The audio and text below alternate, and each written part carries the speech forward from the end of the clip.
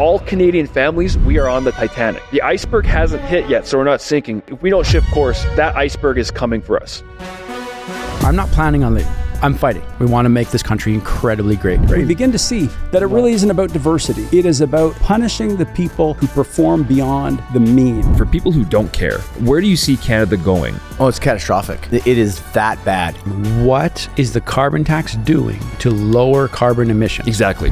I love this country. I was born in this country. I believe in what this country stands for. I believe in its people. I believe as a place opportunity for all to come and live, but the path that we're on is not working. And we are not going to be what we're supposed to be if we continue along this path. Yeah.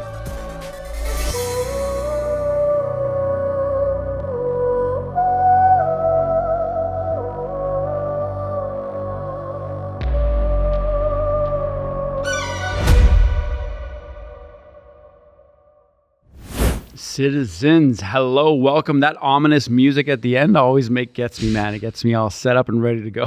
Ready to rock. Today's a special episode. We've got some awesome guests joining us. But before we get in there, man, there's been a lot happening. This last 48 hours has been intense, to say the least. There's a lot of pressure on our government. There's a lot to talk about. I'm going to reposition I think we're actually pretty close to hitting it. We're rubbing We're up against grazing. it. There you go. Hasn't yet punctured the side, the Titanic. We're rubbing up against the iceberg. We will see if it ruptures. That's right on it, man. That's the position of the last 48 to 72 hours over this last weekend that we've seen a lot go down. And today's pretty special. You know, it kind of brings me back to our Ottawa days, because when we were in Ottawa, you and I were kind of just starting this world unknowingly. And while we were there was a couple guys that I would actually go to regularly during COVID to kind of get wisdom, some direction. And it was Jonathan and Liam from the Blendr.Report. And I remember Jonathan, I think he has a Tesla or something like that. He sits in and does a lot of his talks on. They were some of the widest shared videos at the time, because he was seemingly like one of the only guys bringing logic to a lot of these ridiculous policies that kept coming in. And so I remember I would go to his stuff regularly and save a bunch of his stuff. In fact, I have a lot of it saved now, and I would kind of just get fired up from it. And so, so for everyone at home, we have the Blendr.Report joining us, and it's gonna be pretty special today to go back and forth with them. And so, yeah. Well, there's lots of moving parts we will discuss what's happened the last couple of days to get their thoughts on it, from Chrystia Freeland resigning and issues happening in the Liberal government, some ministers publicly calling for Prime Minister Justin Trudeau to resign. You've got obviously leader of the opposition, Pierre Poilievre, Yves Blanchette. You've also got Jake Meat doing his typical public thing, but not backing up with it. He's actually for now calling for resignation. Yeah, but he's not going to. He's got every opportunity. He's got his pension to make it happen, right? Out. Yeah, he's got that. And then Danielle Smith, even last night on live TV, was saying the same thing. So it's growing, but lots of things to explore. So I think looking forward to chatting through it. Some of the things that are on the table, though, is that they're on the doorstep of 6 weeks of holidays for Christmas. So 6 weeks, where I'm like, gosh, must be nice. 6 weeks of holidays? Like, what is that? Let's just take that starting tomorrow, Joe. I'm like, what in the world? 6 weeks? Anyway. And then, not to mention all the other breaks they get, but that's another discussion. But so they're on the doorstep of 6 weeks holidays. And so my thoughts are, is if Justin's, I'm sure, planning on just trying to survive the next 24 hours. If he does, home free, 6 weeks, no one will be bugging him or talking, or there'll be no parliament. Nothing can be floored. So it is, it's very, I actually think that maybe a lot of Canadians aren't looking at the importance of the issues of what's going on. Like, I know we kind of joke about it and we're lighthearted about it too, but this is history in the making. The things that's going on in government, all the moving parts facing, like, I'm not using these words lightly, economic warfare with the U.S. and President-elect Donald Trump. That's a major thing. I know he's trolling Canada lots about becoming part of the States, but I really, he smells blood in the water. You're right, though, because Trump is in on the January 20th. Take us 6 weeks out from today. That's sitting right around January 20th. So if we don't have change or policy or even a budget to predict how we're going to handle the border issues, and if Trump's not satisfied, Trump's in. And if Trump's in, he said he's going to do it on day one. So the clock is ticking, the pressure's on, and we don't know what's going on, and there's just uncertainty in the party, in the country. So we're sitting on a tipping point here, and it's going to be interesting to see. And I think a part of that goes into, like, we are sitting, like right now, we're really sitting on, we have to realize how impactful these tariffs potentially could be. We're sitting on the edge of economic warfare. At the same time, you have your finance minister, Chrystia Freeland, step down in the face of probably its gravest challenge it's had. So, I don't know. Trump's a business guy, and he sees opportunities for deals and making things done. He'll get it done, right? And so all I'm saying is that is really not just interesting. These are going to be hugely impactful for our lives, what goes on over the course of the next 6-9 months, next 6 weeks. So pay attention, everyone. Yeah. Be informed of what's going on, but so not just informed so you can just know, but so that you can actually have some impact in the conversations you have over the dining room table, talking to your politicians. It's an important time. For sure. That being said, I want to welcome Jonathan and Liam from the Blendr.Report. Gentlemen, welcome. Yeah, thanks for having us, man. Really appreciate it. It's nice to sit down and chat with some like-minded people. Absolutely. Happy to be here. Well, you guys are on the eastern side, so I feel it's a bit more rare to find guys like you to think like us on the east side of the country. Yeah, we Blendr, I want to talk a little about Blendr. For you guys, as you're following as citizens, check them out on Blendr, Blendr News. Blendr.Report, is that one of them as well? Is that one of the names? Yeah, it's the Instagram because Trudeau got the first one sniped through Bill C-18. Yeah, we've been there the same too. issue, yeah. But it's great to have you guys. We love connecting with people across the country as we have very similar beliefs in the sense of we believe in free discussion, open discussion. We believe in being able to walk through and have at least reasonable responses and not being demonized and thrown under the bus for what you think. And so we got lots to chat through today. Just want to let you guys know, guys from Blendr, I might refer to you both as Blendr instead of saying John and Liam. But Jeremy, he said more nice things to you guys in the first 10 minutes he's known you than he has my entire life. Just so you know. At least it's moving in the right direction, though. Yeah. It's progressing. Right on. Well, before we as we get going, lots of news broke out yesterday, being Monday. We obviously had the resignation of Chrystia Freeland with other subsequent ministers. Essentially, we've had quiet from Justin Trudeau, except for the swearing in, signing in of his new. Go ahead. Before we get into the details, I'd be curious to see what is your guys' thoughts on the current. Before we get into the details of what's actually happened, what's your guys' thoughts on the state of our country, where we're at, what's kind of happening, what's sensing, what the media is saying, leading into holidays, leading into what the parties are saying. What's your guys' quick I know that's a huge question, but I'm just curious from the East Coast perspective, what's your guys' take on this? Yeah, I mean, I think that there are a few different lenses to view this through. The media is starting to turn on the Liberals and Trudeau, so they're starting to paint a somewhat realistic picture, but still probably only 25%. They are still telling us that Poilievre is the devil and that the Liberals are going to save us. That's the general sentiment coming through the media. Trudeau is obviously echoing the same sentiments, but people aren't buying it. So you look at a poll that just came out recently, only 1/3 of Canadians are proud to be Canadian. That is that is a very stark picture painted through that one poll. So I think that gives you a lot of how people feel. And then when you look at the economy, this is a death spiral that we're in right now. And we're not even being told the real picture. They're manipulating CPI, and I think we're in real trouble. And I think we're bolstering it through immigration, which is just blowing more hot air into this balloon. I think it's a little tough. The 2020s, I think, are going to be challenging in this country no matter who's in charge. That's sort of my take for now. Yeah, and something I frequently pointed out as well is that destruction and construction don't happen at similar timeframes. So you can destroy things a hell of a lot quicker than you can rebuild them. And so I think over the last couple of years, even over the last 4 years, you mentioned Chrystia Freeland, since she walked in as finance minister, they've added $515 billion to the federal deficit. To put that into perspective, all other governments before Trudeau combined added $630 billion to the deficit. So in 4 years, they've added just as much, almost as much debt as all other prime ministers combined. So that amount of spending that they've done in that 4 years period, it's going to take us decade, 2 decades, maybe even 3 decades, depending how our productivity and economy goes over that period, to even just pay down what they've done over the last 4 years. So we're in, they've dug us quite a hole. the economic engine of Canada is not operating well right now. And I think people are going to keep realizing the importance of economics, the importance of good fiscal policy. Might sound boring on the surface, but when you go through a period like we have, and then you see how much it weakens, you look at our Canadian dollar, and even you look at a guy to bring up President-elect Donald Trump, or former President Donald Trump, is that he's a guy that also sniffs and he can smell weakness and economic opportunity. That's 100% what he is. Like, if he can, so that type of positioning that we're in, the points that you are making, has put us in a spot where it's just, we have to get out. We actually have to stop the bleeding first. And then we have to kind of get back to building what Canada can be. Because we do believe, Jared and I talked about this quite a bit, we believe Canada does have a great place in the world. And it can be a center that people want to flock to actually live and live better lives. But those are good points, you guys. You see, speaking of that, you see what Trump posted last night on Truth? Yeah. Did you see it?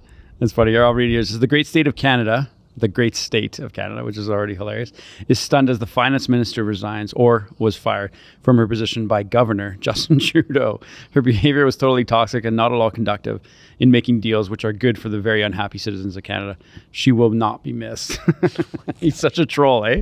Like, I just love his ability to troll. He just doesn't care.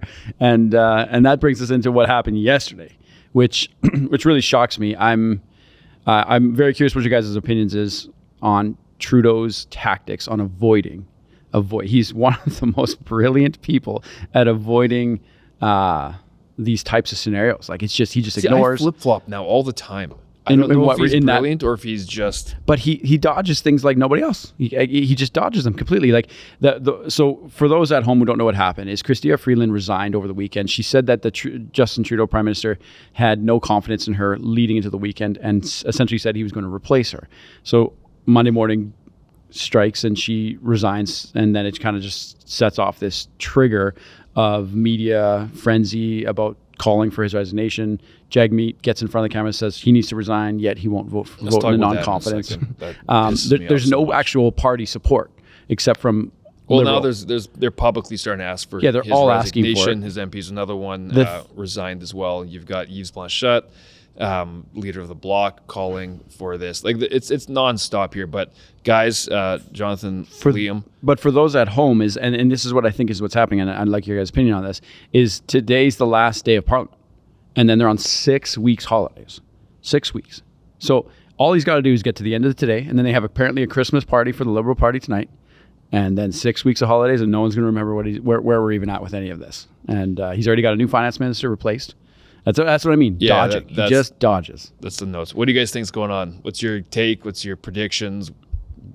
Well, what's so insane to think is that I guess the wedge issue for them over the last couple of weeks between Freeland and Trudeau has been that Freeland wasn't willing to spend enough money on that federal deficit credit card, essentially, right? Oh, geez.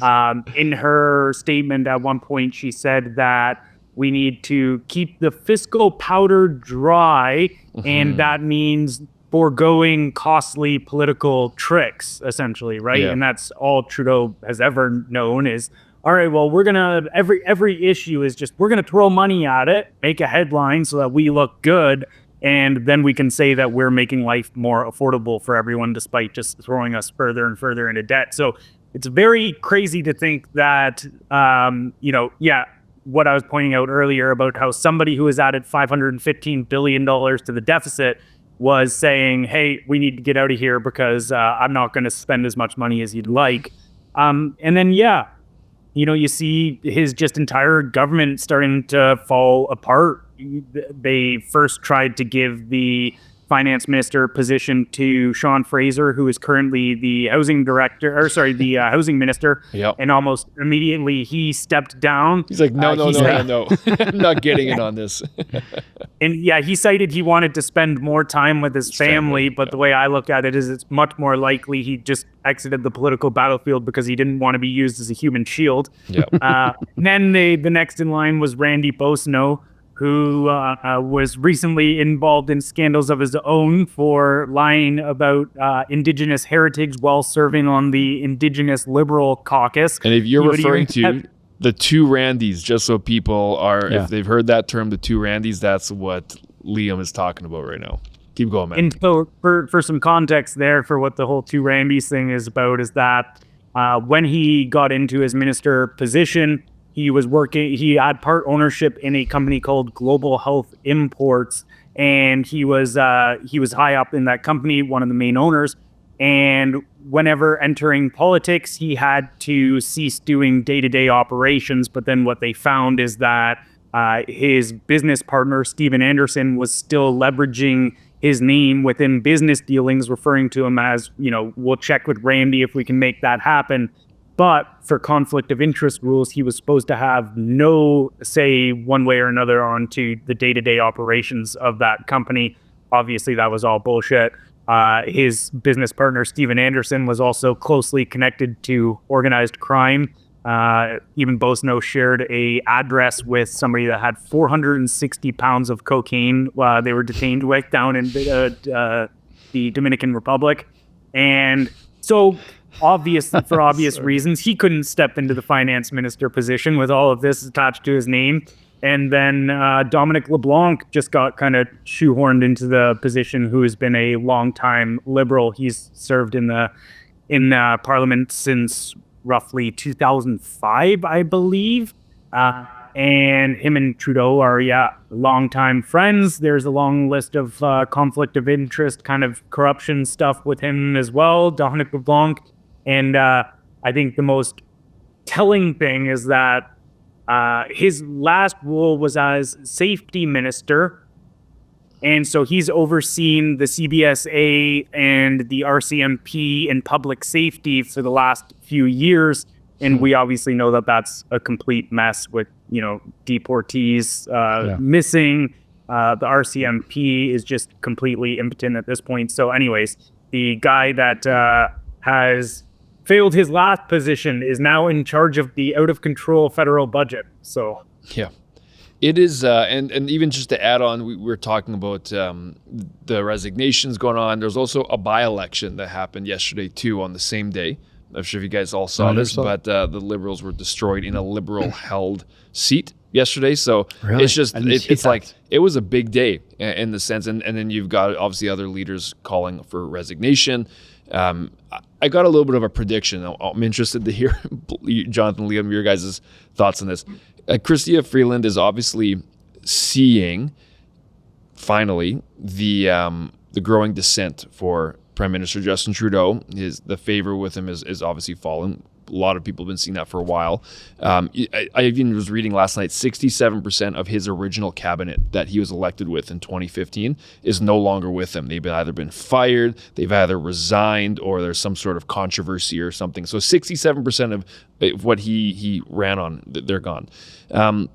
She is distancing herself, but she didn't step down as MP, right? Mm-hmm. You look at Bill Morneau, he stepped down, and other one, Jody Wilson-Raybould, she stepped out of politics, and she stepped down too. For the leadership fight, you think?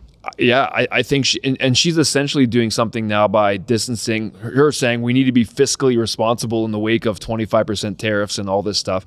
I think she knows Justin Trudeau won't blame her because it'll just look stupid for him to blame her who's left. I think she's going to make a play. I think she wants to take on. That's just a prediction. It's just rubbing the crystal ball, just throwing it out there. But I think that's looking ahead. I could be wrong, but we'll find out. Anyways, throwing it out there. Oh, I don't make predictions I think often. it's interesting. So there's a few moving parts that I would consider. The NDP and the Liberals are in the worst position they've been in since Trudeau got into power. Mm-hmm. So when you think about political equity, they need to rebuild some before the next election. Right now, it's a supermajority for the Conservatives. So if I'm the Liberal Party and I'm the NDP, forget the Bloc. The Bloc's going to be what they are. So if I'm those two parties and their equity is super, super, super low, I don't see these guys getting together and calling an election because they're the ones that stand to lose. So right now, Trudeau and Singh are essentially two of the most powerful men in the country. 100%. If an election happens, they're very, very vulnerable and their parties are decimated. And this is how they're defined in history. Yeah. So if I'm these two guys which have inflated egos, especially on Trudeau's side, he's a narcissistic psychopath. 100%. So Jagmeet's just in it for himself. He's just an idiot. So that's fine. Whatever it is, what it is. A lot of politicians fit into that category. So you consider now, So you pull the chute now. What does that do for the Liberal Party? They're buried. Like you said, they just lost another by-election. So they need time to rebuild their brand. Same with the NDP. They lost 25% of their vote. So they went from 20 down to 15 in a recent poll. So they too are in a bad position. So if I were them, I would be thinking, hey, let's say whatever we need to say to keep Canadians at bay, but we need the next 9 months before the election in October to rebuild some brand equity here. Because we want to try to at least maybe keep the Conservatives in a minority so we can band together. Maybe these two parties merge because they're both so far left now, they're basically tripping over each other. I don't know how exactly that plays out. That would be my move if I were a political strategist in that position. But because of that big factor, I still think there's a ways to go before we see an early election. I still think there's a ways to go before Trudeau steps down. I mean, if you saw this speech, we sort of parsed it out and put it on our Twitter page yesterday. But if you saw his speech to Canadians, he basically sat there and blamed other people and blamed Conservatives and said that Poilievre is, for quote unquote, they call him a Nazi, but I mean, he got there through other ways of saying it, the way that they do. Yeah. He was blaming Poilievre and the Conservatives for things, even though they've been in power for 10 years. So it doesn't even make any sense. So that is his rhetoric. That is what he knows. He knows this. He goes, I subsidize 70% of Canadian media. They give Orbán shit for it in Hungary because he subsidizes 80%. They say that it's not independent media, but we subsidize 70% here. No one bats it out. It's ridiculous. Yeah. But what I mean to say is he controls the media. So whatever he says, you talk to your parents. I don't know about your parents, but I know about mine. Yeah. Whatever they see in the media, that's the story. So Trudeau knows he can run a blocker by basically controlling the media, controlling the narrative, which is what he did yesterday. He's like, I'm not admitting any fault here. She's just tired of going down. She doesn't want to do the job anymore. Whatever he's going to say, he's going to try to replace her and keep this moving forward. Him because of ego, but the Liberals and the NDP as parties, I think won't fold in on these guys because their parties are in such a bad position. And it's not very popular to walk across the aisle. It's not very popular. So if you're thinking about, your own career as a politician, like Chrystia Freeland right now, she's going, well, I'm going to back out here. I'm not going to throw him under the bus. She said some things that kind of alluded to his position and saying we're not getting along, but she didn't really eviscerate him. So that if the next guy who jumps in or next girl who jumps in, she can still be the right-hand woman for potentially the next leader. I personally think she's done too much damage to herself to take on that role. I could be wrong, but that's kind of the way I see things working out for now. And there's just one thing I wanted to add to the whole Jugmeat and the non-confidence vote versus the resignation, because he's time and again voted in favor of the Trudeau government, and then just yesterday turns around and says, Trudeau needs to resign. Yeah, there's a distinction to make there, which is that if Trudeau was to resign, as long as Singh was to keep voting in favor of the Liberal government, they could essentially just give a replacement to Trudeau, and the Liberal government in the current coalition could continue on. Yeah. However, if the government votes non-confidence in the entire Liberal government, then it would likely force an election, and then you'd see Singh lose his pension, which comes into effect February 25th. Actually, there was an NDP MP yesterday who came out and said, "Yeah, we're looking closely at the whole non-confidence thing, and our party could very well trigger an election at the end of February or early March." You're like, all right, just say it out loud then. So like, insane. The minute our pension is secure, we'll get this guy out of office. He pretty much what they're saying. One guy's pension is holding Canada hostage here. How ridiculous is this? Gosh, man, I'm just floored. Like, this is like a movie. You couldn't write this script. Nobody would believe it if it was a movie script.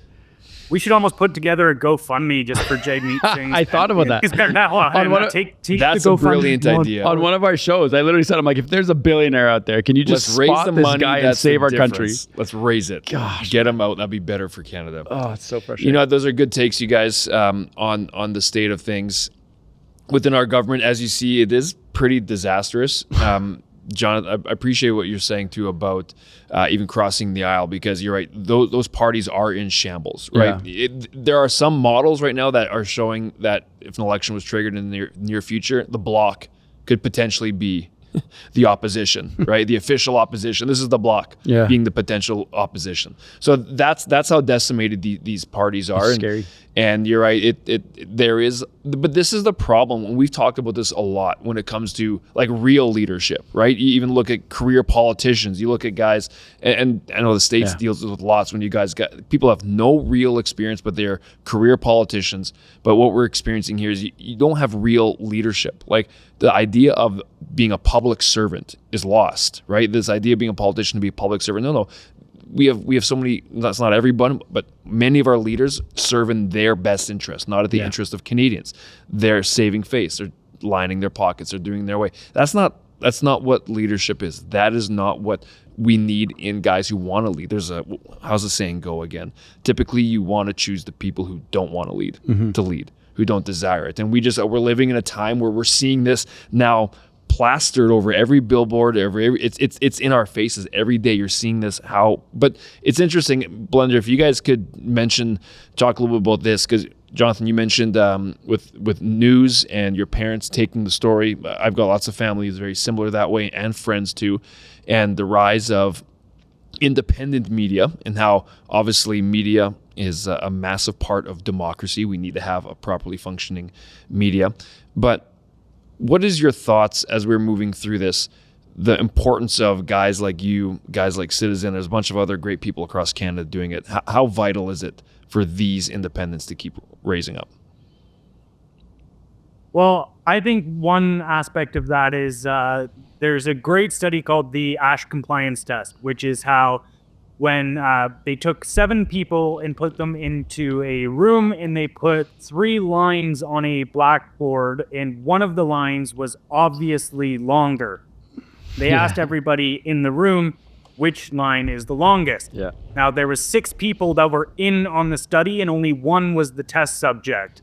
The 6 people gave the obviously wrong answer, and that one person then in that case would overwhelmingly go with the wrong answer. Even though it was obvious, they would go with the crowd of the 6 people that were in on the study giving the wrong answer. But then what they found is that they did another version of that same scenario where they put one person in on the study that said the right answer. So you've got 6 people that were giving the wrong answer, one person giving the right answer, and then you've got the test subject. Yeah. Adding that one person in the room that was willing to stand up and give the right answer and say, yeah, that line is obviously the longest one, made it so that that test subject now overwhelmingly said the right answer. So as soon as there's one person that's saying the truth, then all of a sudden people are much more willing to go along with it. They just don't want to be alone. They just don't want to be isolated. Mm-hmm. And so that's where I think the independent media comes into place was, a lot of it during COVID, a lot of the stuff that both him and I were saying was common sense. Most people felt it. They knew something was wrong. They just didn't think it was okay to think or say those things. Yeah. And then so that was one of the main reasons I got into this was just like, okay, if I need to be the first person to say it or one of the few people to say it to give the other people in the room permission to, say the truth, then that's it. And I think it's a domino effect too, because then let's say we say it, then some of our close family members, like I know my family members have completely done a pivot, like a lot of them at least, as to how they feel about everything going on right now. And then that's a cascading effect, because then their social circles start having that same thing. Those people's social circles start following along as well. And so I think there's a domino effect there that can happen, and we're seeing the consequences of that, because I think very much the quote unquote people per se have won the narratives, and the establishment at this point, everybody knows their line. Yeah, I mean, the one thing I would add to that, totally agree. That's a really, really good way of putting it. The one thing I would add to that is that the country's in such a perilous situation right now. We need change so bad that it's marrying the two. It's like you said, using the Ash Compliance Test as sort of a filter to say, here's why it makes sense. Totally agree with that. But then also, this is the worst position Canada's been in my lifetime. So there's never been a more important, a more significant time for people like us to step up and actually say, hey, no, that line's longer. We need to fix this mess. Yeah, we work with a couple charities, and I was actually just discussing this morning with somebody who works with one of the food banks that the charities that we work with help operate. And she was saying they've, in the entirety that she's worked with it, and she's worked with it for over a decade, she goes, this is just the worst. We've never seen food fly off the shelf so fast. We never have enough food. People are taking it constantly. We have such a demand that we can't keep up.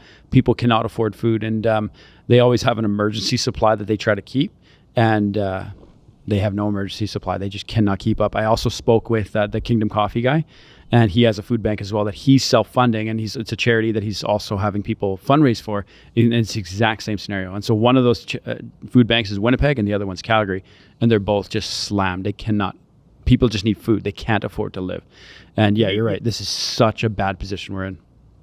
What's crazy too is Winnipeg and Calgary are not getting the majority of immigrants. The majority, 4 to 5%, are coming to Ontario. Yeah. So it's like, you look at the asylum seekers, you look at the people that we're bringing into the country that you'd say, okay, maybe this makes a little bit of sense. Yeah. The lion's share are coming to Quebec and Ontario. Almost 90% are coming to these two provinces. Wow. So that's actually, that symptom to me is a much more significant signpost that you're seeing at West, because those are, and I don't mean to be like, no, those are actual Canadians. Those are citizens of our country. It makes sense if someone comes to the country and they're not settled yet to have those types of struggles. But you're saying these are settled Canadians that have been here for their life.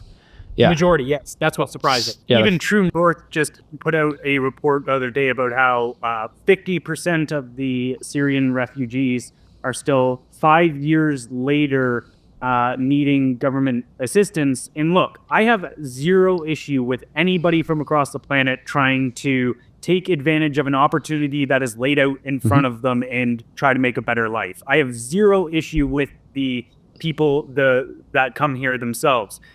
But there is this reality that we need to face of the fact that a large portion of the people that are in need of the food bank and government assistance programs right now are people that have come to this country under those circumstances.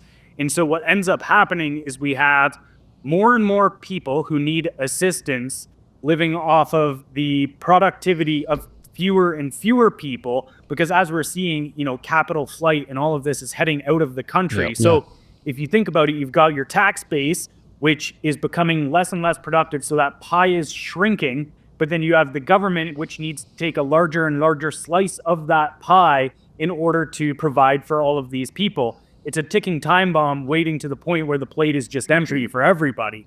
And so I do think that a large, we've talked about it before, where 20% of our problems are causing 80% of our headaches. And the majority of those problems that are causing both the cost of living crisis, all of this, is two things: out of check government spending and mass migration.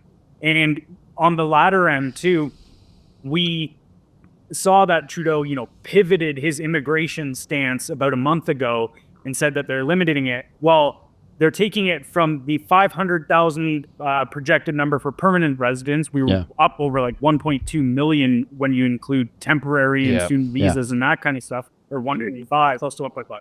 And so what he said there is going, all right, well, we're bringing it back down to 380,000, which is still 50% larger than our historic rates. Yep. So there's, under the current, quote unquote leadership, there seems to be no end to the policies that are causing people to line up at food banks. Well, Liam, what you just said isn't going to jive because it's too reasonable, the things that you're saying, right?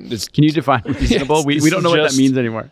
We shouldn't be talking like this right now, because why would we want to be responsible with immigration as an economic tool? Why do we?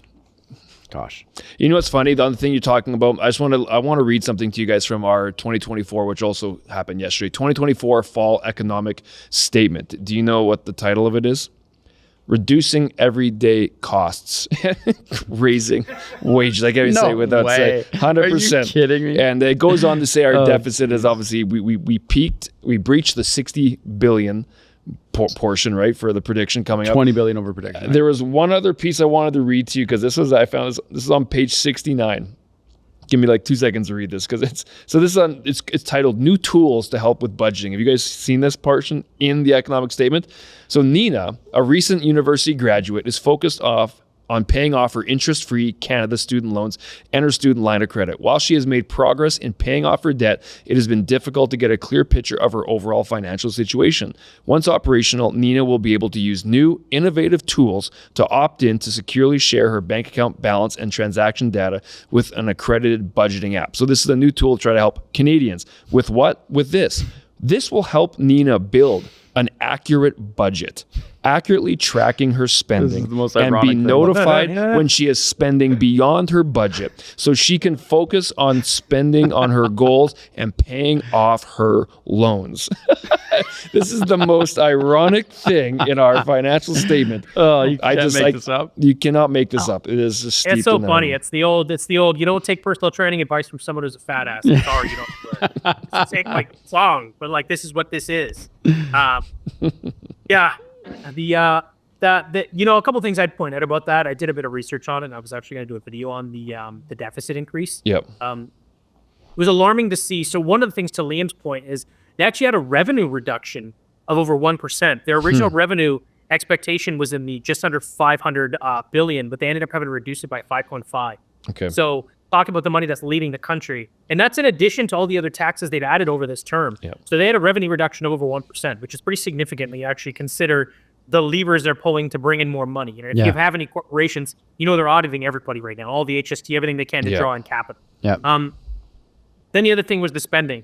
It's all frivolous. Like, this is insane. The only thing that I can actually get behind is the 1.7 billion they're spending over 3 years on the border. That's about it. Yeah. You're talking 2.4 for housing, 2.4 billion for new housing programs, which have been abysmal, which is why Sean Fraser just stepped down. They've done nothing to solve this problem. Exactly. In fact, as they bring in more people, it just continues to get worse. Yeah. Worse. We're talking about $1.7 billion for healthcare and accommodations for asylum seekers only. So again, you look at this, you're like, what are we doing here? We have a much bigger problem for people that are already here. Okay, cool. So that's how much money you're allocating to that. Another, which is crazy, another 90 million for more studies about our biology that for some reason we can't just figure out. Like, you guys know what sex you are. What are we doing here? Why are we spending so much money on this nonsense? It just doesn't track for me. But it is what it is. But what was interesting, actually, one more thing I'd mention. There's about another 5 billion that's going to tie up loose ends for COVID costs, which include paying for vaccines we're not getting and discarding vaccines that we're not putting in our arms. Good, I guess. But the lion's share, which is surprising, is going to it's going to basically an Indigenous fund, but it's a future fund for historical grievances. Full stop. And that, $16.4 billion is the lion's share of that money is going to a future fund for historical grievances. So basically what you're saying is, here's a huge pile of money. Yeah. Because our history is such a problem, and even though no one's asking for the money, we're letting you know that you can come and complain, and we'll just give it to you. What are we doing? Yeah. This doesn't make any sense. Jeez. Yeah, I'm just looking at That's a wild. chart right now. I don't think you guys will be able to see it. I'm just going to throw it on our screen here. But it is basically the chart showing what you're talking about when it comes to historic spending, when it comes to Indigenous priorities, and how much it has ballooned in the last number of years. And it's largely unaccounted for in terms of what return you're getting. What do you guys think that is? You think that's just buying votes? It's buying silence because they still don't have clean drinking water in all of their regions. Oh, so no, it's that's enough money. That's 16.4. I did the math on this. That 16.4 would give the rest of the remaining regions that don't have clean drinking water, it would give them clean drinking water. So for me, this has nothing to do with making things right. It has to do with buying silence and buying compliance. Primarily, that's how I see it. And it's like, this is going to be probably unpopular to point out, but also there's just straight up corruption and theft. A lot of this, there's something very interesting with how our reserves work, like the Indigenous reserves and such, is that on them, they're actually much more run like communist nations, in the sense where there's not individual property rights, like the tribe owns everything, correct? And so what ends up happening is these billions and billions of dollars, or millions, wherever they end up getting dispersed, they go into Indigenous community leaders, but a lot of that money actually never sees its way to the common Indigenous folk that are on the ground and living day to day. It ends up in these essentially Indigenous bureaucracies, where then a select few can just siphon off from it. And this has been an issue for a long time, and I think that's why there's no necessarily like success metrics. It's the same thing that we saw with the it's literally the exact same play as all of this green development and sustainable technology funds. It's like, okay, we're going to put money towards a problem that we can't measure our outcome on, whether it be, say, like historic grievances or emissions or whatever.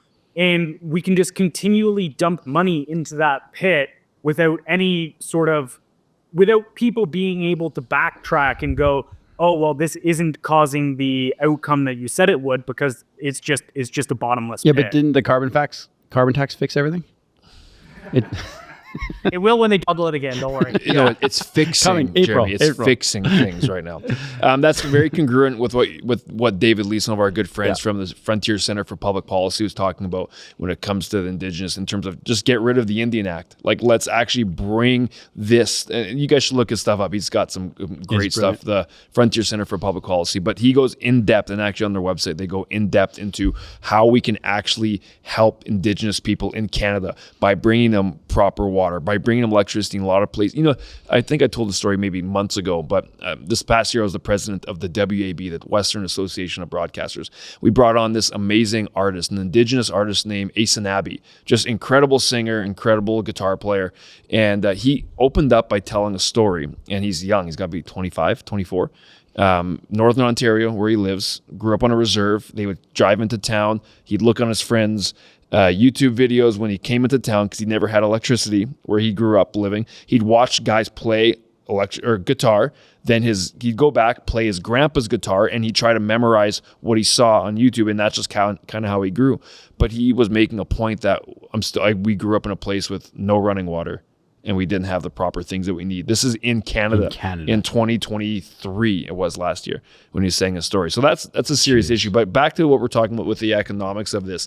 And this is why I think it's going to be so interesting to watch what's happening with the U.S., with Vivek Ramaswamy and Elon with DOGE, right? With Department of Government Efficiency. It's like, again, common sense and reasonable. Let's look at what we're spending, and is it worthwhile? Is it producing results, or is it waste? That seems like we all run, in theory, we should be running our own households that way.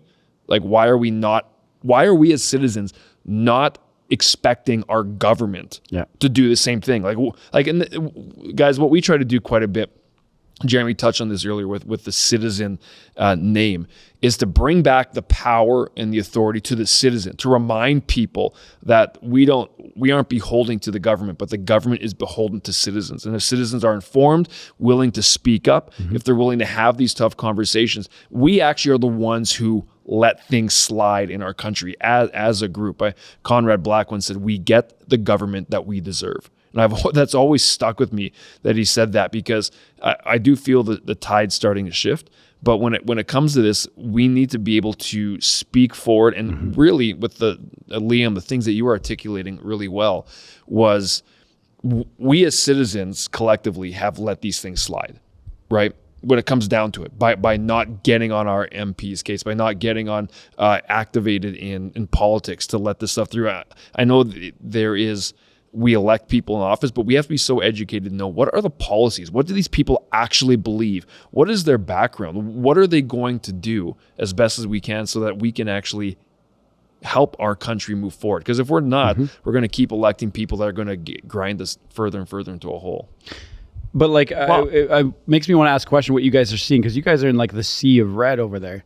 So what your peers, your universities, your schools, what is it that's so different over there that they don't see?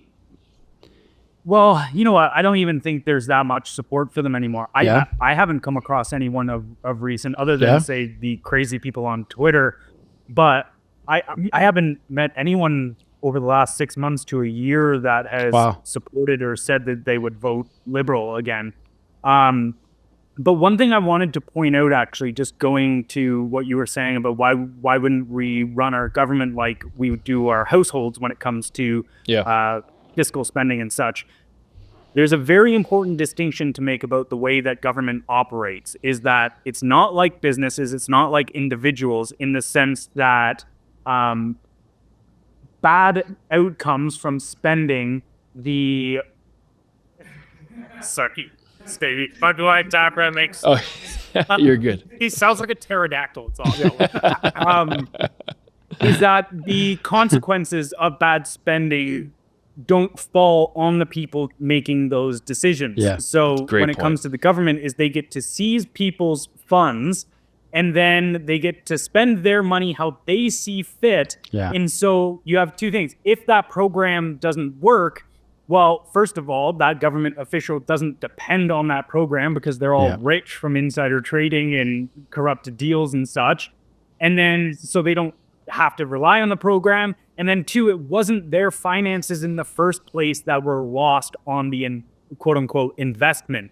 So they pay no price for being wrong, which is completely different than the scenario of ourselves or running a business where if you make a wrong decision, you bear that cost. And so that's why they get out of control, is because they never face consequences. Yeah, I think there's a couple other things too. We have this mentality in government that we can spend our way out of problems. It's just like, oh, well, our ideas aren't bad. We're just not throwing enough money and resources at it. We just have to throw more and more and more. But what's interesting is they do that, and then you just get more and more bureaucracy, right? Because there is a sweet spot of government, which in my opinion, pretty much none. But I mean, in today's world, it's significantly less. It's probably 75 to 80% less than it is. But to your point about like kind of where the country's going and what's happening and how it has to operate, and voting and having power within the electorate and us understanding a little more, I think there's a couple things that happen. One is, our political leaders say one thing and do another. They do it constantly. It's just to maintain power. And, the longer a party's in power, the more radical shit they're willing to do to maintain power. That's why the Liberals are losing so much support, is because they're slowly isolating one group after another. And you can see it with the Oppression Olympics with all the DEI crap, right? Now it's like they've lost nothing. Like Trudeau says he's a feminist, but he sacrificed women on the altar of, trans ideology years ago. He's not a feminist anymore. Women aren't important anymore if you actually look at how he operates. So they're just they have a smaller and smaller base to appeal to. And this just happens over time.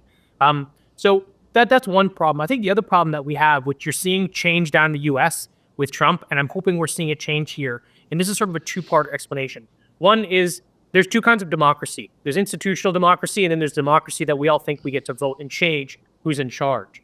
But the institutions are all of the big organizations that run our country, all of the global organizations like the UN, the WHO, all these other things that, you're told you have two choices, essentially. You can say there's three, there's four, but ultimately we have conservative and liberal, usually, when we're looking at, a prime minister election, federal election, rather. So when you have these two choices, usually you go, well, it's this guy or this girl or whatever it's going to be, and they're going to make a difference. But here's the thing. They're both a part of the institution. They both believe in the institutional democracy, so they're both going to do the same stuff. They're just wearing a different hat. They're going to do the same things. And this is the problem we've had in politics for a very long time, because we've not been able to expose this. This is what's going on in the States. This is the reason this got exposed, is because of Trump.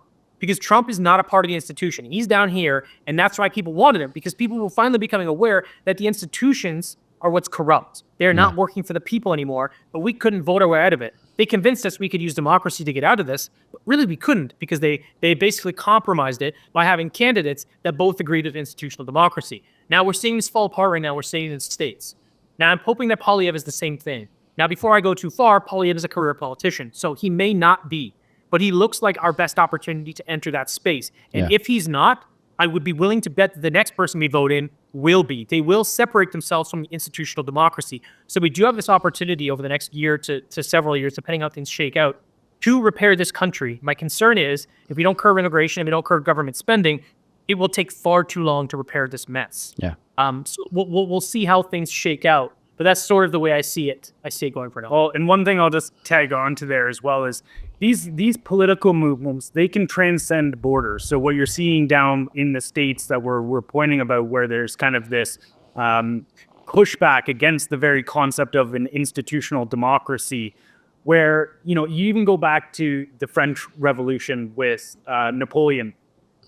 The reason that a lot of the surrounding monarchs, such as like Prussia and such, went to war with Napoleon immediately after the French Revolution is because they wanted to crush the concept of democracy in France, because they were afraid that if France all of a sudden had an operating democracy, obviously it didn't under Napoleon. He was essentially the first kind of proto-tyrant, fascist tyrant. But if this idea works, then all of our citizens are going to be asking for that as well. So we need to go on the offensive against them and crush this movement in their country. Interesting point. And we're seeing that start to take place around the world right now, whether it be in America with Musk and Vivek Ramaswamy with Doge, or kind of the OG who started this entire movement with Malay down in Argentina, where you see these examples of these individuals that come in and say, yes, our governments are out of control. They don't work for the people. They are mass spending. They're all getting rich while you're getting more poor.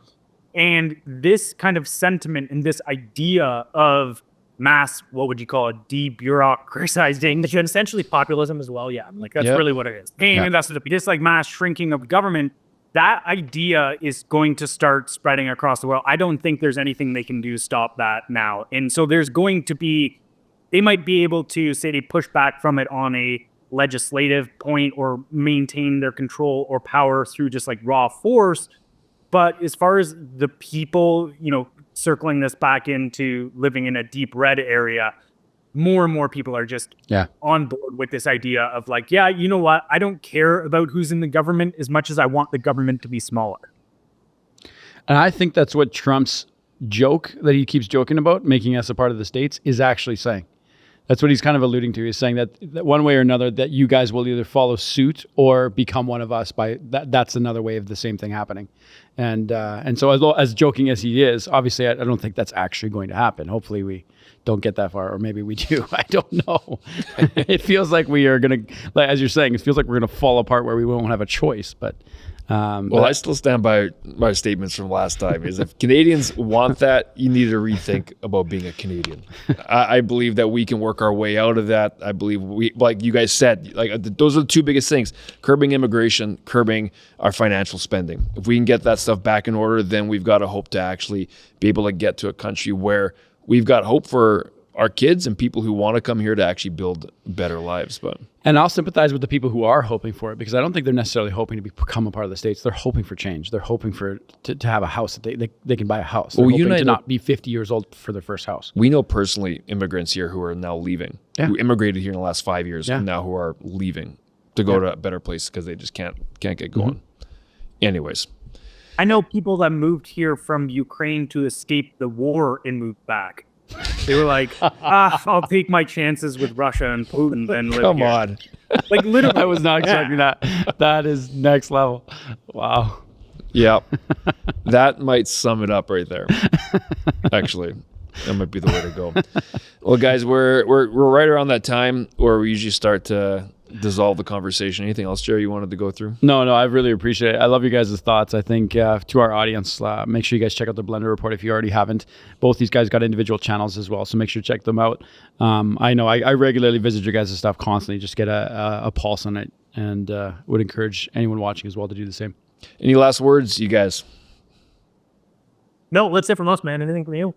Just keep it right up. I know a lot of people in this space that pay close attention. You know, something I've been coming around to recently is for the last few years, the biggest problem has been ignorance about people not knowing what's going on. Yeah. But I think the vast majority of people do have at least a more accurate picture of how both corrupt and in financial trouble Canada is.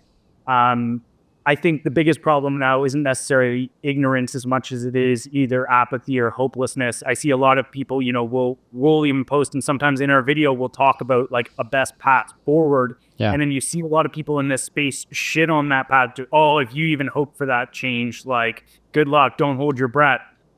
You're not going to win anybody over on that front. So I think for me, just, I like to leave all viewers, and despite how bad we outline how things are, there is still a path that could be described as upwards from here on out. So let's make sure we walk that path. Yep. I appreciate that. Honestly, we don't hear enough of that, and I do appreciate that. We have to start projecting what can be and what the nation should become. Well, keep tuning in. Go ahead. Sorry, just I think that's been the biggest problem, is that for the last few years, like until we get Trudeau in this government out of power, like that is the primary focus, because nothing can even start happening until that happens. But after that, we need to carve out a new path forward. So yeah. Wise words, you guys. Hey, open invite for the show anytime you guys want to be on. If you're ever in the West visiting the great province of Alberta, We'll have you guys live in the studio. That would be fun as well. Citizens, be sure to support and check out Jonathan and Liam's pages and Blendr and everything they're doing there. They're doing great work. Jeremy and I love what they're doing. Thank you for all your support, for sharing and being involved with our community as we continue to grow. Liam, I like the words that you said. Keep your head up and stay informed of what's going on and find the guys that you can trust and walk around with. Jer, anything else? That's all. Gentlemen, thank you for your time today. Appreciate it. Hey, guys, thanks for having us, boys. Take care. See you guys later. Bye-bye.